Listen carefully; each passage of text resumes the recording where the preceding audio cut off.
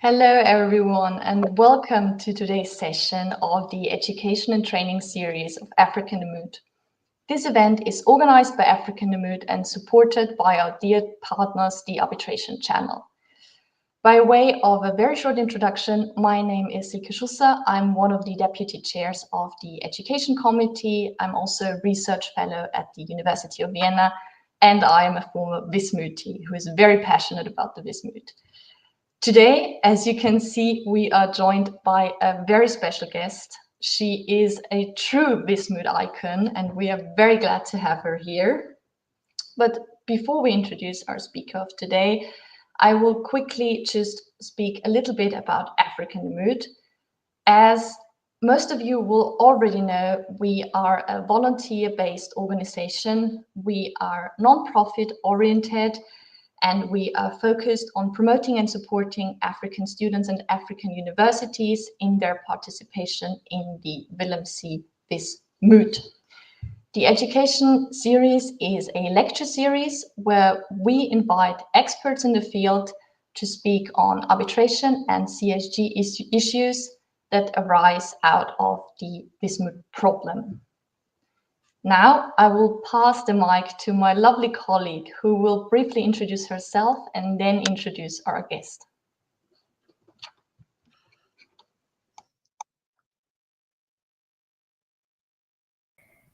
Thank you, Silke. As I've mentioned, my name is Muniva Mbivi. I am also I sit in the Committee for Education series, passionate about Africa in the Moot. Really excited for today's session and just for our speaker who will be speaking about the government contracts as well as CISG. Now, just to briefly give you a quick introduction about our speaker.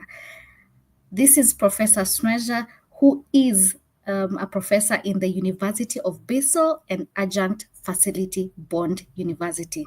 She's currently has written a number of numerous books and more than, in fact, 200 articles in the field of law, of obligations, commercial arbitration, as well as family law. She's the co-editor and one of the main contributors to the world's leading commentary on the CISG, and it is in German, Spanish, Portuguese, Turkish, and Polish counterparts. Now, please help me welcome Professor Sneža. Over to you, Silke. Well, I think we can give the floor to our guest now, right? Thank you very much, Silke and Muniva, for this kind introduction, ladies and gentlemen. I'm very, very happy to be here because Africa is very close to my heart. And I think education in Africa, I've taught in some African countries like in Cameroon and in South Africa. And I think it's very important. Education is very important to promote also the CISG, and also I think to promote the rule of law in all over the world. So I congratulate all of you that you participate in the Moot. As is very often said, you're already winners. All of you are already winners because you participate, and it's going to be the best experience you will have throughout your studies, which is unparalleled. You will learn things, also soft skills that you can never learn at university. Okay, but today I'll talk about some CISG problems, and as Muniva pointed out, I'll talk about government contract and the CISG. And now I wonder, where is my presentation? It should be here, and there it is. And I'll first give you wait a second. How do I go back? Yeah, I'll give you a short,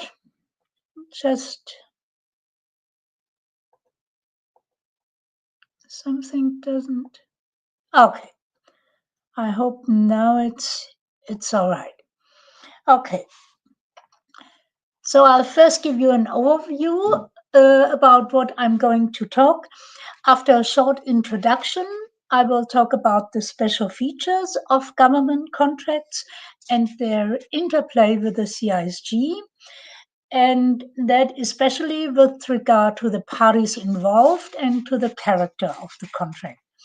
Then we will briefly touch upon specificity of contract formations for government contracts, then about mixed contracts, which are very important when it comes to government contract, the exclusion of the CISG, be it expressed or implied, and if time allows, some issues of form and agency. So let's start with the introduction. What is a government contract? Well, a government contract, as I understand it, is any contract where an entity that concludes contracts on behalf of a state is a party, be it the state itself or, let's say, a corporation where the state is the sole owner. In some jurisdictions, you do not talk about government contracts, you talk about administrative contract, or especially in the United States, you talk about public procurement, simply public procurement, because that is the way how these contracts come into existence. The economic importance of such government contracts cannot be underestimated. You have contracts with several billions of dollars. For example, military equipment is bought by governments. Railways, subway systems are bought or ordered by governments or their entities. During the pandemic, we had contracts for the sale of vaccines or of protective masks that were entered into by governments around the world. But also what you find in government contracts, and that is the case this year with the Moot problem, are infrastructure projects like the construction of power plants or the construction of an oil refinery, wind parks. All these contracts may be government contracts, and more often than not are government contracts, because these infrastructure projects are not private projects, but they are government state projects.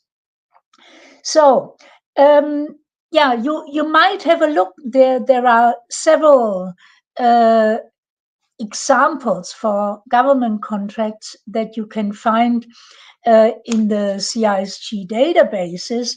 One of the most recent is a case actually where, and I can tell about that case because it has been published and my name has been published in that case, where I acted as an expert on the CISG for the investing party.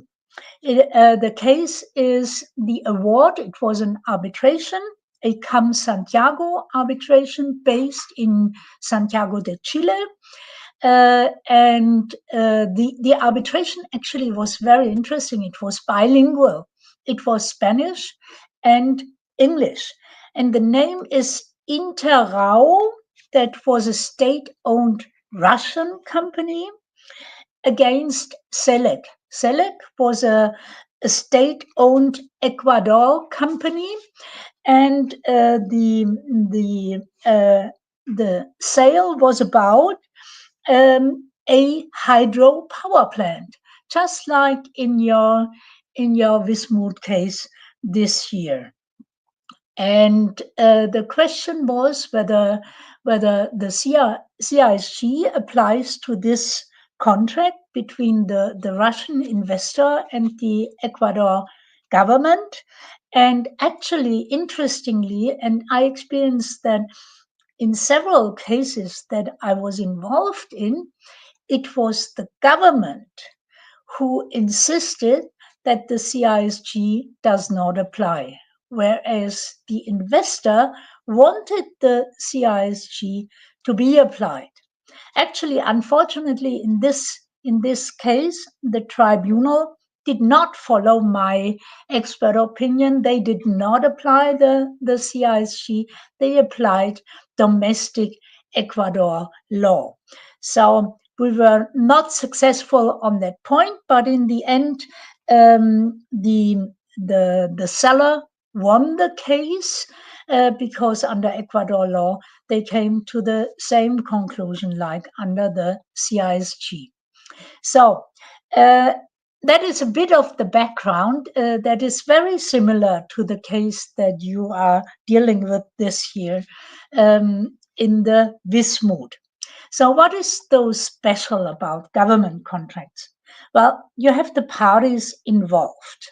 You have at least one party that is a state or an entity that concludes the contract on behalf of the state. And very often, actually, you have even two public entities, like in that case in Interau versus Select. But now I'm also involved in another case as a party appointed arbitrator, where we have a government corporation on the one side and a government corporation on the other side. And so it's a question, does the CISG apply in cases where on one side or on both sides we have governments or states involved? The second point we have to discuss is the specific procurement procedure. In most of the states, you have specific statutes that are dealing with public procurement statutes, and these provide for a special contracting procedure, special pre-contractual procedure, and also contain some substantive rules. Then very often you have mixed contracts, like in these infrastructure projects. And in the contracts involved, you have a reference to public procurement and to other domestic law. And finally, you have issues of validity, because the public procurement statutes almost always, I have not seen anything else, contain a form requirement and detailed agency requirements, such as, for example, the necessity of parliamentary approval of a contract. Because of the importance such government contracts do have in international trade, and because it was my experience, actually, that in many cases it was the states who didn't want the CISG to apply, the CISG Advisory Council took up the discussion of these questions. Our rapporteur is Dr. Cesar Pereira. I understand that he already gave you a lecture on the question of auctions. And actually, Dr. Pereira is an expert in the field of government contracts. And during the last 10 years, he has widely published on government contracts and the CISG. And that is why we nominated him as a rapporteur. But unfortunately, you cannot yet find our opinion. It has not been yet published. We are still discussing all these questions. Hopefully next year we will come out with an opinion on government contracts and the CISG. So let us have a look at the specific problems that arise in connection with government contracts. First of all, we might have a problem whether the places of business of the two parties are indeed in different states.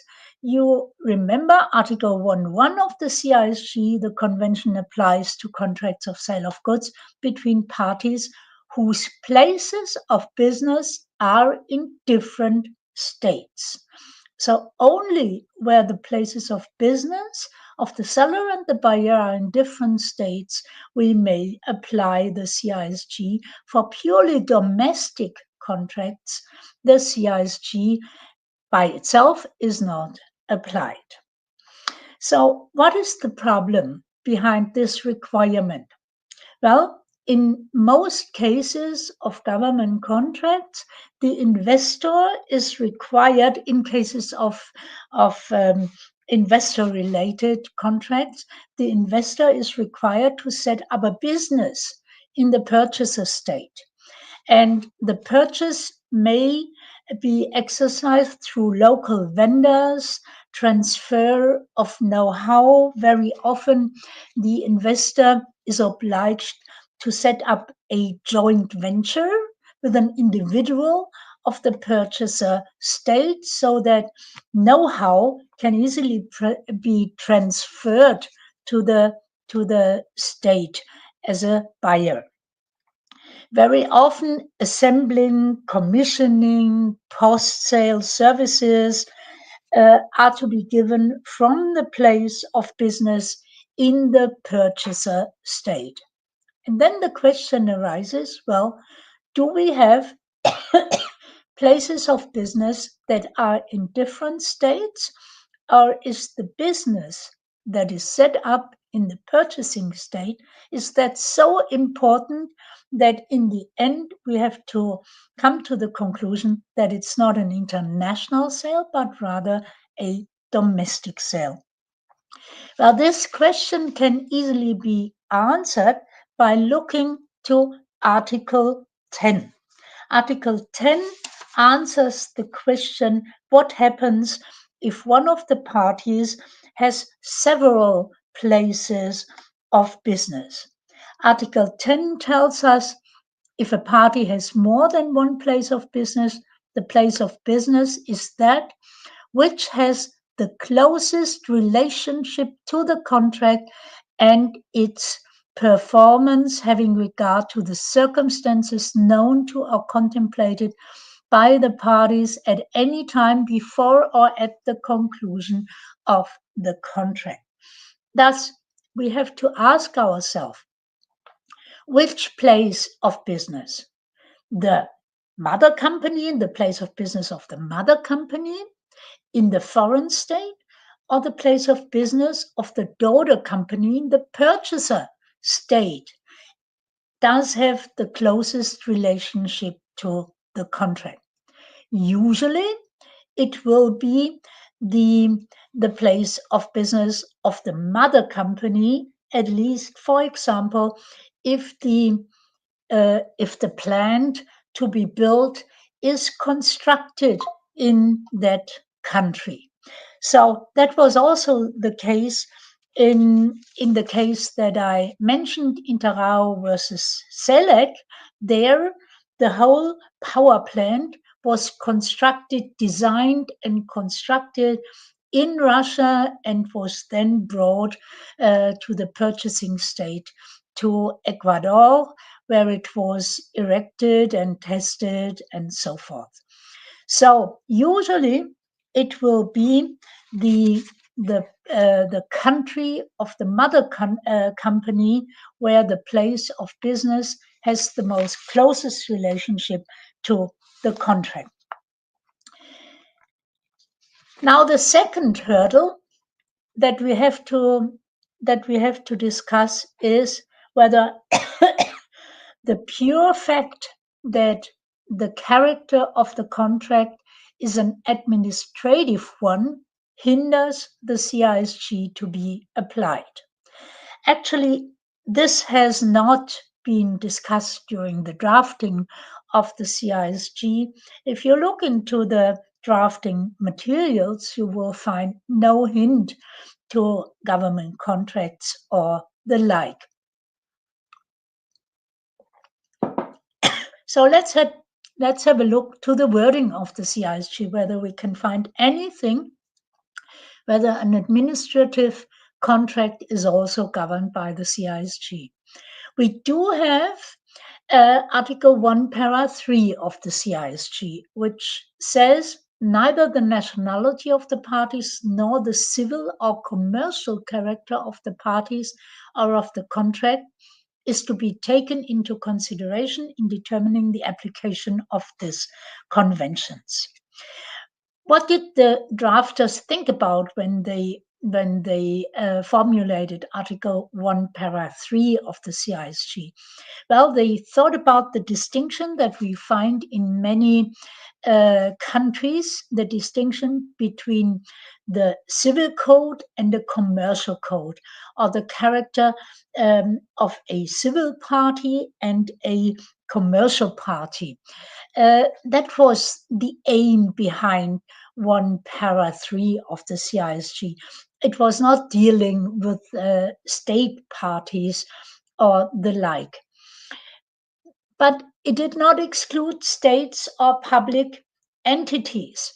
So at least what we can develop from Article 1, Para 3 is that it is a general principle under Article 7, Para 2 of the CISG. If we have a gap, we have to fill this gap with general principles that we can develop from the CISG.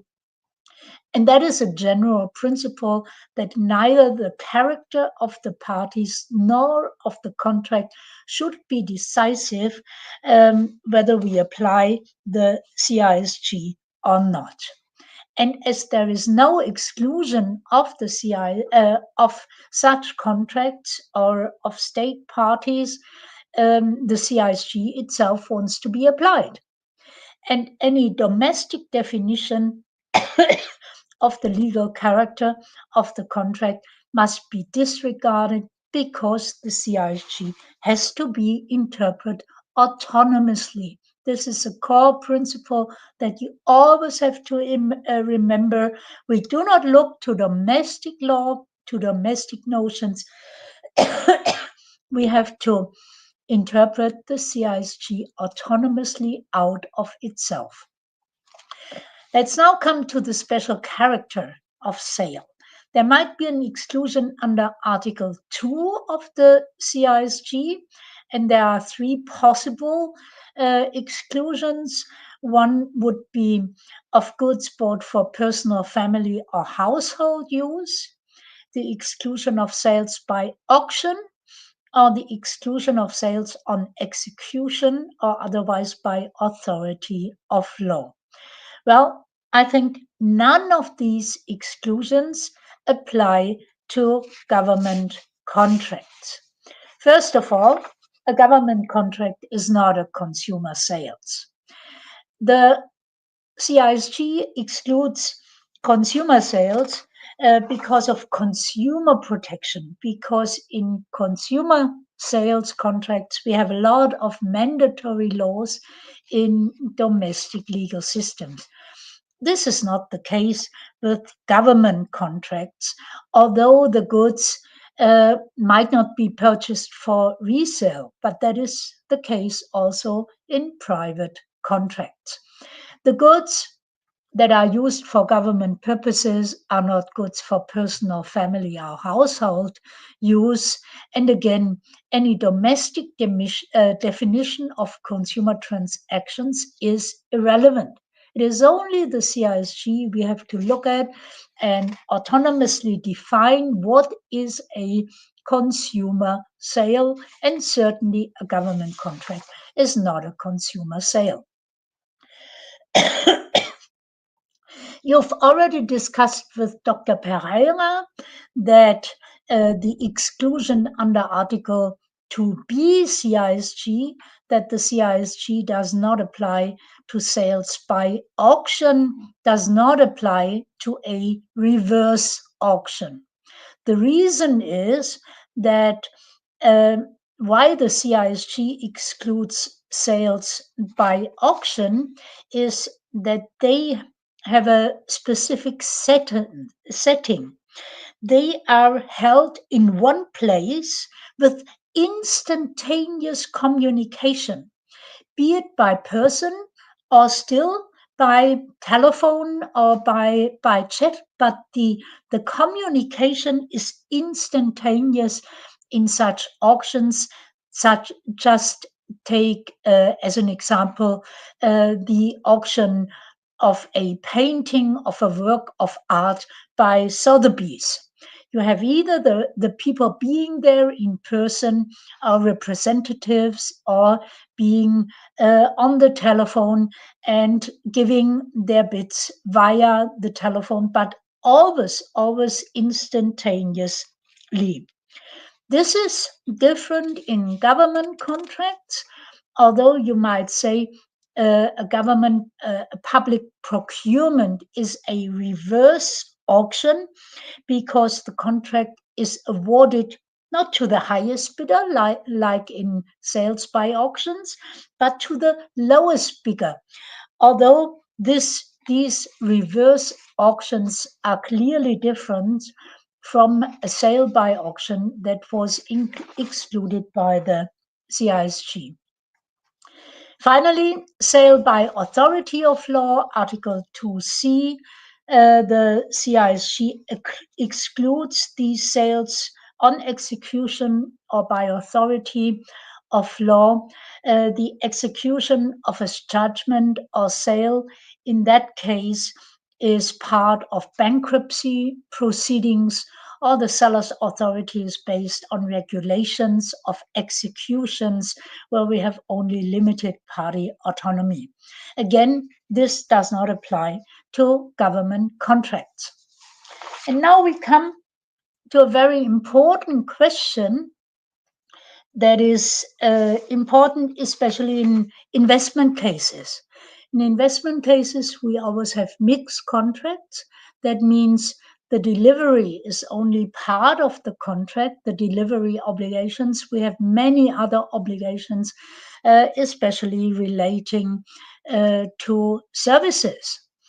The background for Article 3 is that under all domestic laws that I know, we have difficult distinctions with sales contracts on one side and contracts for work and labor on the other side, or sales contracts on one side and contracts for services on the other side.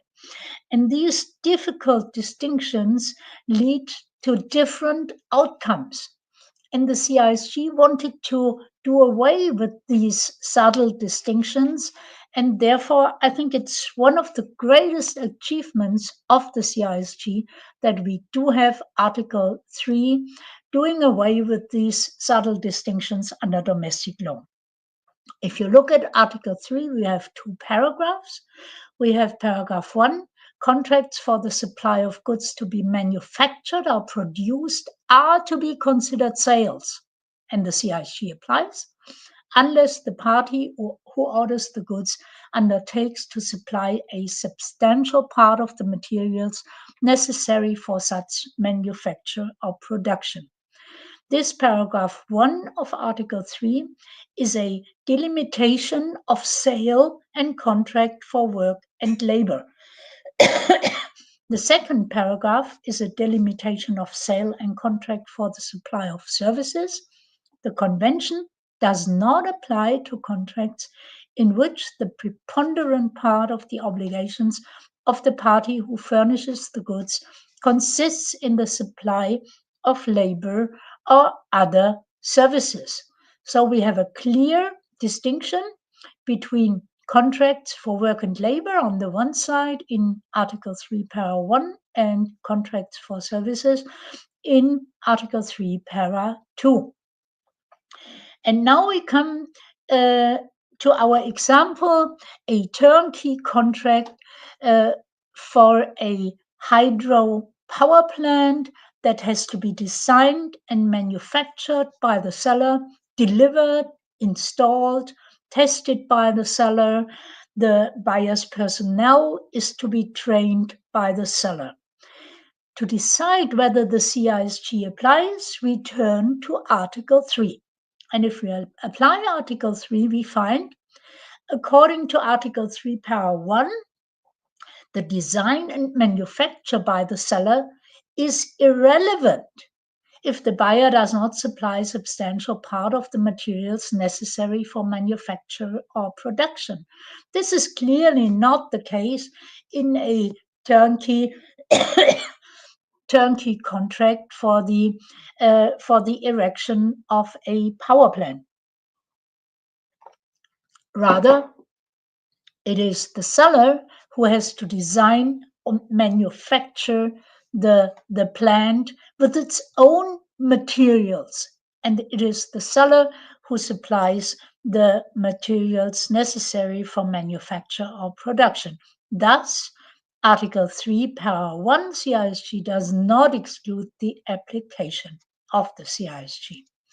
If we turn to Article 3, Para 2, the delimitation of sale and contract for services, then we find it is a sale if the services are not the preponderant part of the contract. Be aware, Article 3, Para 2 of the CISG does not say it is a sale if the obligation to deliver the goods is the preponderant part, but just the other way around, if the services are not the preponderant part of the contract.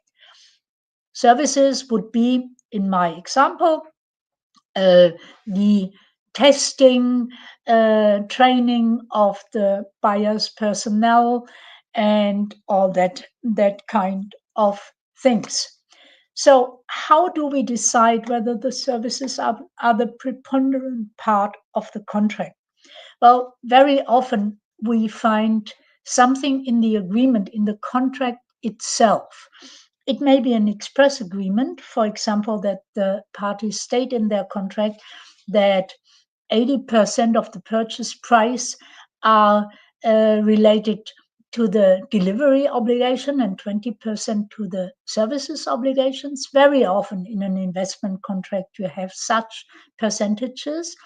Or the parties may impliedly agree on the value that the different obligations do have in their opinion. For example, by putting up a payment schedule.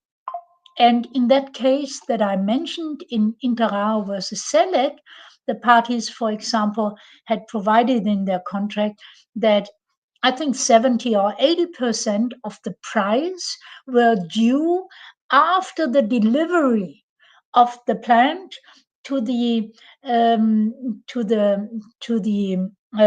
place where it was to be constructed. So one can say, well, according to this payment schedule, the parties put 80% of the price as belonging to the sales part of the contract and not to the services part of the contract. Last point, in the literature, you will find also in that arbitral award in Inter Alia versus Select, you will find that turnkey contracts are excluded from the CISG. This is, I think, pure nonsense. If you go to the drafting history of Article 3, you will find some words like, well, in turnkey contracts, the parties will have made detailed provisions for all questions in their contract. So you might not need the CISG, but in the end, a turnkey contract has to be judged under Article 3, Para 2 of the CISG, asking the question, are the services the preponderant part of the contract or not? Now I come to the exclusion of the CISG, which is also a question, I think, in this year's Moot problem. You know that the CISG is clearly based on party autonomy. That means the parties may choose to opt out from the CISG. This is expressed in Article 6 CISG. The parties may exclude the application of this convention or subject to Article 12, which is not applicable here, derogate from or vary the effect of any of its provisions. So either you can opt out entirely and the CISG does not apply at all, or you can vary any of the provisions of the CISG. Now the question arises, when do we have an exclusion of the CISG and when do we have a mere derogation from the provisions of the CISG? Well, the exclusion can be express, it can be implied, and actually we always have to ask the question, is it an exclusion or a simple derogation?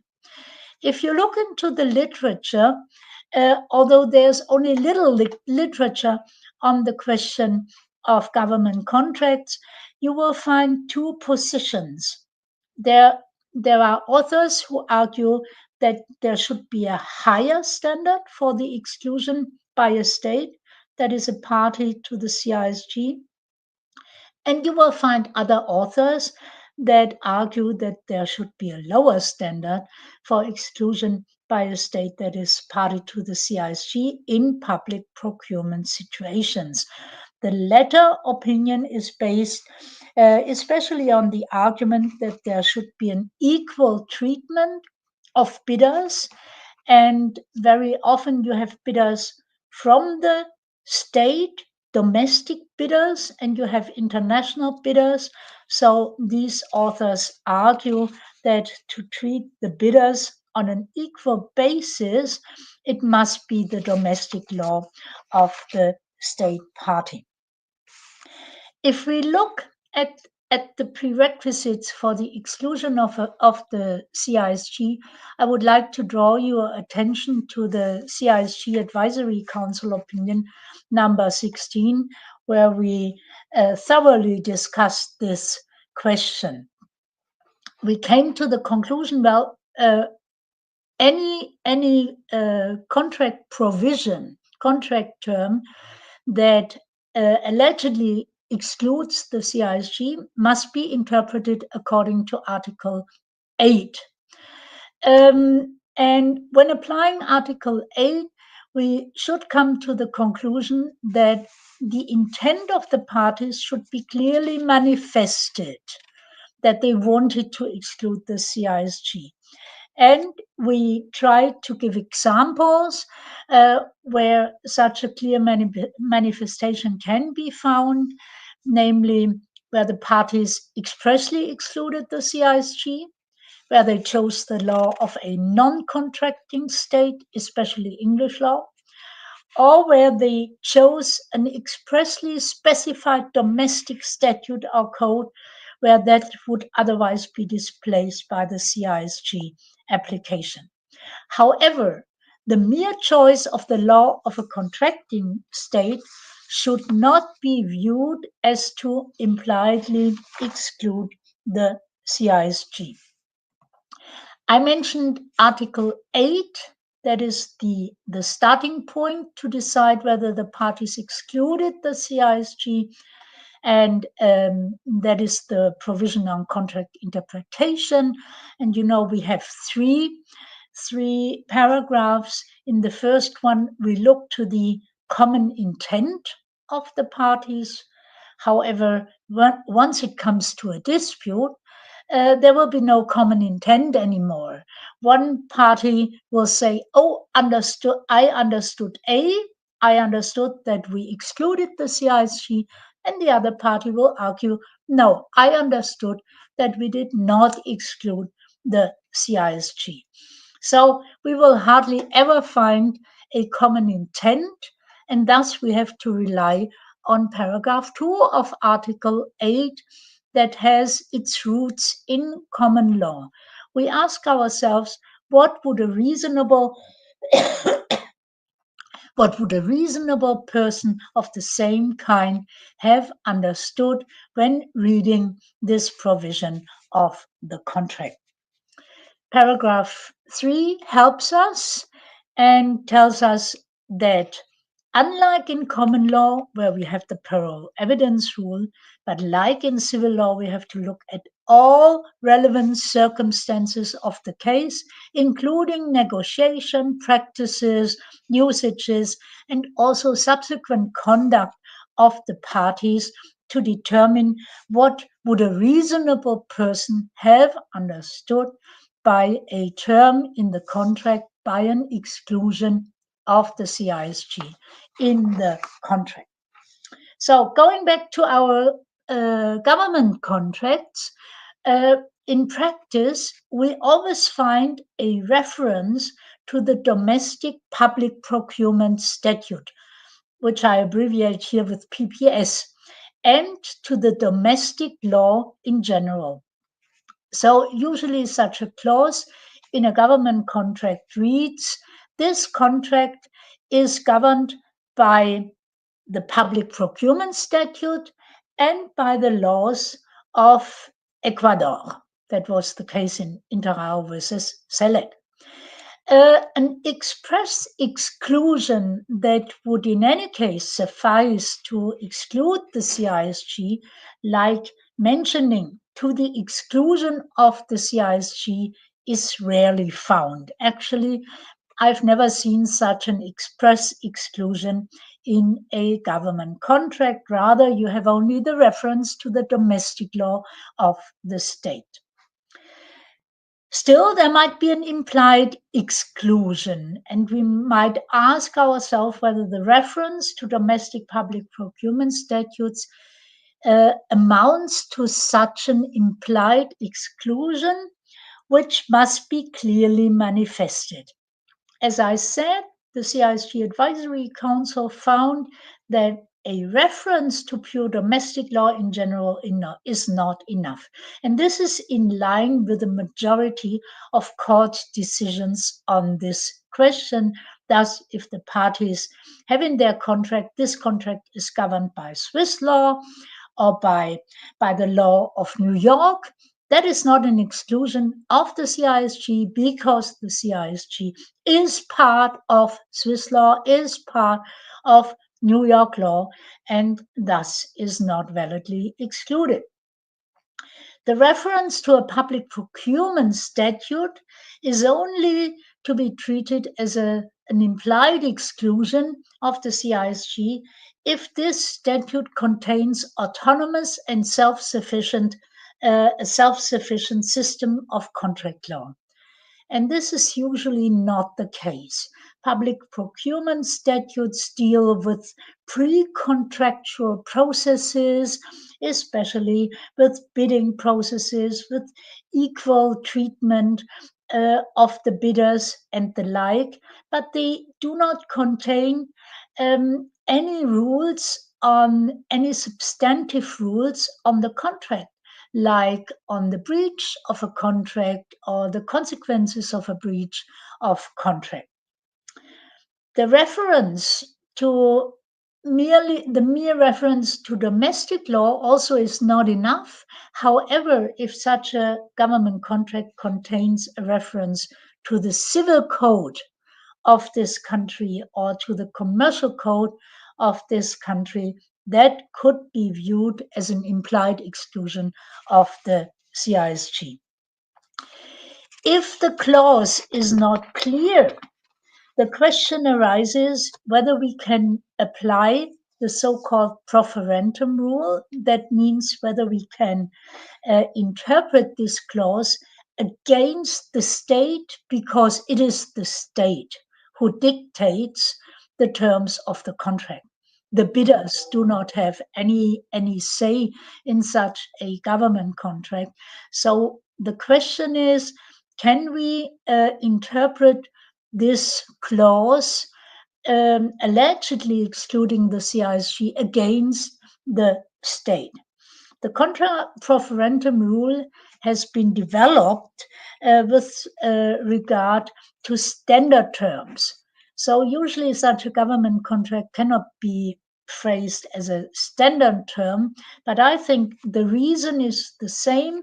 If the contract is entirely drafted by one party, it is in the hands of this party to write it in a clear way, and any ambiguity must be resolved against the party who drafted the contract. I see that we only have 15 minutes to go, so I will skip the questions of freedom of form, which is especially important in case of a modification of the contract, and come to my conclusion. I think the CISG is perfectly suitable for international government contracts, and I would argue it is better suited than any domestic contract law for also these government contracts. It makes the contract much more predictable because we now all know how to interpret the CISG. We have ample case law, we have ample literature on the CISG that is publicly available in many languages, especially in English, and can be freely accessed via the internet, which is very different from any domestic law. In supply chains, as we have it nowadays, the seller may have recourse to its supplier once it is liable towards the buyer, and that also simplifies the working of supply chains, because then we apply to the last contract between the seller and the buyer, we apply the CISG, and the same upstream the supply chain. So we don't have any disruptions in the supply chains with different laws to apply. And therefore, I think government contracts, governments that have joined the CISG should not easily opt out from the CISG, and if they do not so clearly, then they should be kept by their promise to apply the CISG. Thank you very much for your attention.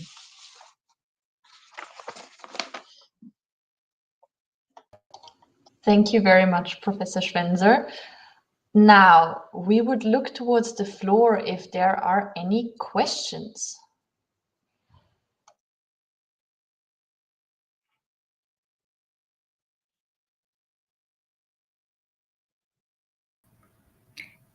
Great, Silke. On my part, I do not see any questions. Yes, so there's a question. What is the difference between tender process and public procurement? And then, of course, he adds, is it interchangeable? Yes, in my opinion, it's just a different term. Yes, it is the way a government contract is concluded via the tender progress, or we can talk about public procurement. Yeah. Okay, great. I hope we have answered that. So there's another question. Was there any cases where Article 8.2 of the CISG used to explain a choice of law conflict? I'm not especially aware of it, but I think yes. If there is an ambiguous exclusion clause, then I have to turn to Article 8 to interpret this clause, whether the parties wanted to exclude the CISG. Okay, great. So another question. So I might give a suggestion. If you look for cases that apply Article 8, for example, you know that CISG Online, it's a database where you can search for articles. So use the database and search for Article 8, and then you will be, I'm sure many cases will come up with regard to Article 8. But then you go through, and if the case is not in English, you are guided to, then you take the search function and you search for Article 8, and then you are guided to the paragraph that discusses Article 8. You might also insert Article 6, which is the provision on exclusion of the CISG, and then you are leaded to the paragraph, and then you take DeepL, and you translate this paragraph, and then you have it in English. That's the way how you do research nowadays. Okay, thank you, Prof. Just a few questions before we conclude the session. So we have another writer who has asked, is it necessary to address the issue concerning whether the two options of extensions are considered sales of service obligations when these two are not certain to be performed? I have to ask, what does the person mean with the two options of extensions are considered?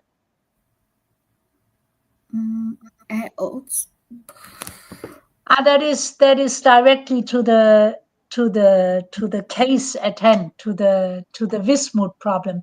Well, I do not want to answer the Wismut problem.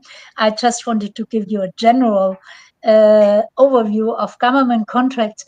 Well, what I always answer to concrete Wismut problems is yes and no, depending on whether you are claimant or whether you are respondent.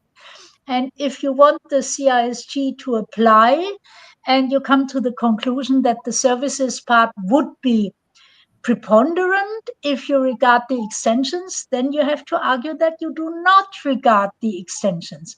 Whereas if you want the CISG to be excluded, then you have to argue the other way around. Yeah, you are counsel for one party, and you have to argue the way so that your party wins. Okay. Thank you, Professor. There's so many questions that are coming in. Do you still have time for you to respond to them? Yes, sure. I certainly have time, another 7 minutes or so. Yes. Thank you. So I do have a question that is asking, does procurement law of Equatoriana override the Article 14 to 24 CISG? It depends. I mean, you have to look into the procurement law. And well, as I mentioned, there are two questions to decide. Whether it excludes the CISG entirely, or whether it is just a derogation of certain provisions of the CISG. So that is the answer you have to give in that case, and you have to look at the procurement law, at the detailed provisions of the procurement law to decide. As I said, an entire exclusion of the CISG would necessitate that the procurement law is an entire contract law, yeah, that has the same sphere of application as the CISG. Then you can argue that that is an implied exclusion of the whole CISG.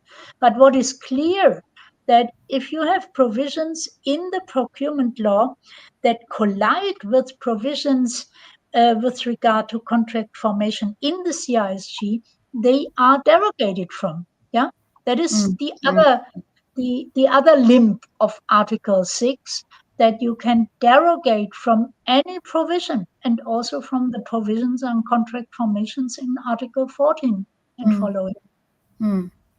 Okay, so to my last question before I hand it over to Silke. So we have one attendee who's asking about, if there is no numeral or percentage value, how can the preponderant part of a mixed contract be measured?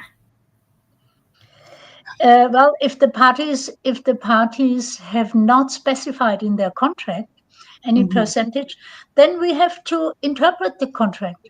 Yeah, and and then you take the position of a reasonable person.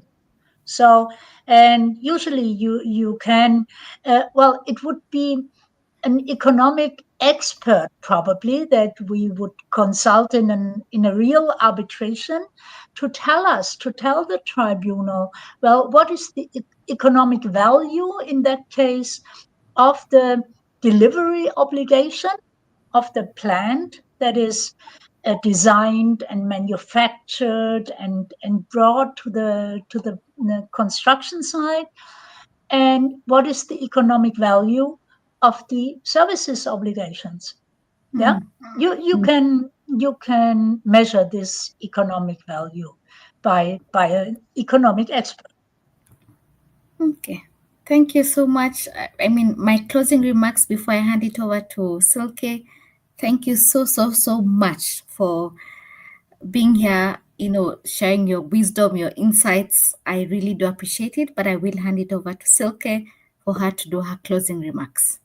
Thank you very much, Muniva. In Kenya, what we do say is asante sana.